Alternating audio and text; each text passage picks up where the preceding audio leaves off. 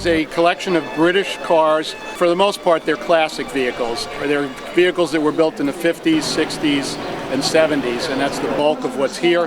We do have some younger members here this year. I have a member that I helped buy a Spitfire, and he's 31 years old.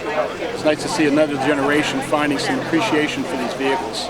We've just spent the last 3 months putting it back together. It's been a lot of fun.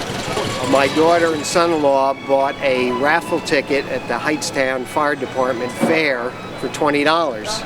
And we got this excited phone call that we won. And I kind of always looked at it, admired it, and then for Father's Day and for our 40th wedding anniversary, they gave it to us. So we said, well, fine. And there are two conditions. Number one, my son-in-law helped me with it.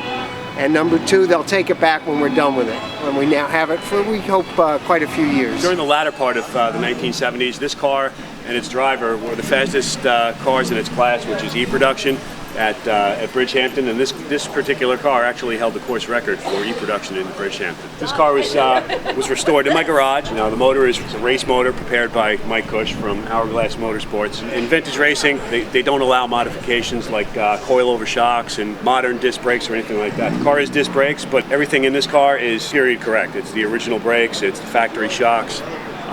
Things are tweaked a little bit and modified, but it's the way it would have been done back in the 60s. The decals, the color, all that stuff is set up kind of the way it was. This car has two fuel pumps, so if one dies on the fly, I can flick a switch and kick in the auxiliary pump. It's simple, but it works. And it's amazing to go out and go wheel to wheel with some really expensive, very desirable collectible cars, but it probably feels like it's going a lot faster than it actually is, because it's even though it's race prepped, it's still kind of antiquated technology, but it's a whole lot of fun.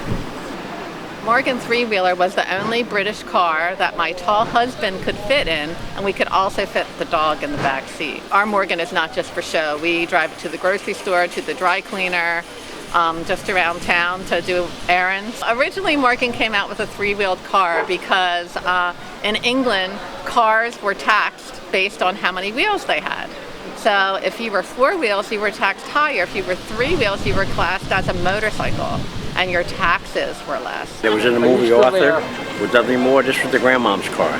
The black rose identifies a chauffeur, an English chauffeur. When I used to do the weddings back in the day, I used to wear high black boots, joffers, double-breasted with a cap, with a black rose on a cap, right? Very impressive. I love doing it. It's a nice little touch of elegance, you know, especially on a special day, a wedding. I think I've owned it for about 50 years. A friend of mine had it sent over from England, and I bought it from him. All the kids in my neighborhood have all had rides. I've taken some, as many as 6 or 7 or 8 of them. These are all original, never been reupholstered. In the olden days when the men wore top hats, gave them a little bit more height. Don't forget the drinking shelf.